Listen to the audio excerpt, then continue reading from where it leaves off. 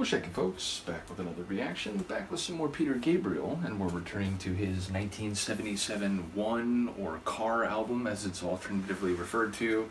Shout out again to Phil for sharing this and a great deal else.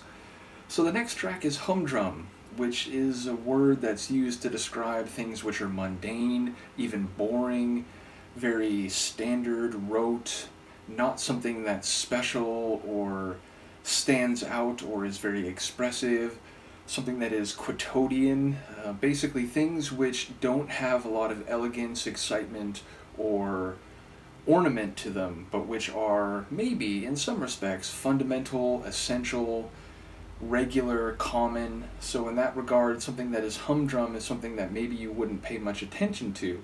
But in many contexts, those things are, again, important and essential and fundamental. So I do wonder if there's a bit of a dichotomy to it. Obviously, it could just be a word that someone says in a narrative that isn't so much about those concepts. I'll see what I can pick up on a first listen. This is Peter Gabriel. The track is Humdrum, and it's from his 1977 One or Car album. I saw the man at JFK. Oh. He took your ticket yesterday. In the humdrum,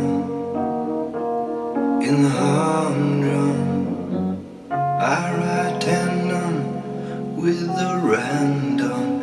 Things don't run the way I planned them. In the humdrum, in the humdrum. Hey Valentina, you want me to bake? You got me cooking, I'm a hard-boiled egg. In the humdrum, in the humdrum. Empty my mind, I find it hard to cope. Listen to my heart, don't need no stethoscope.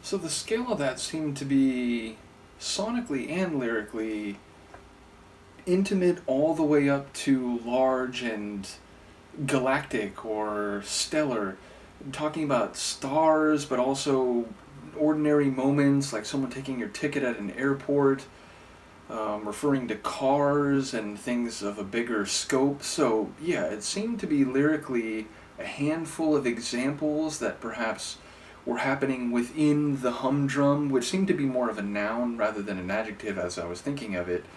But perhaps the significance or the importance of things on different scales and which are maybe not taken for granted but not really considered the things we live for per se, or the things that you acknowledge with the significance they might actually have. So yeah, it felt like a narrative on a more personal level, but also speaking to larger concepts. So I look forward to hearing people talk about the lines. I didn't catch them all, but again, it seemed like it went from a very specific and lower scale beginning to a much broader thematic end.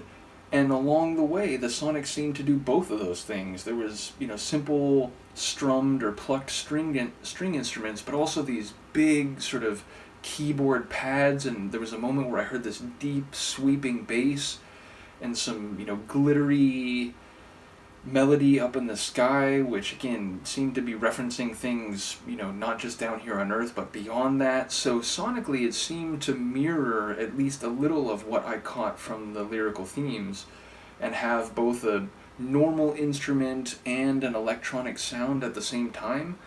So yeah, a really interesting track, and ultimately one which I felt brought in some different instruments and sounds along the way.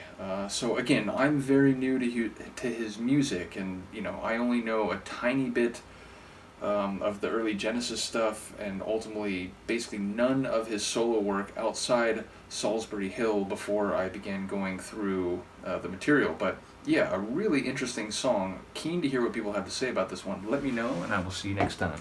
Peace.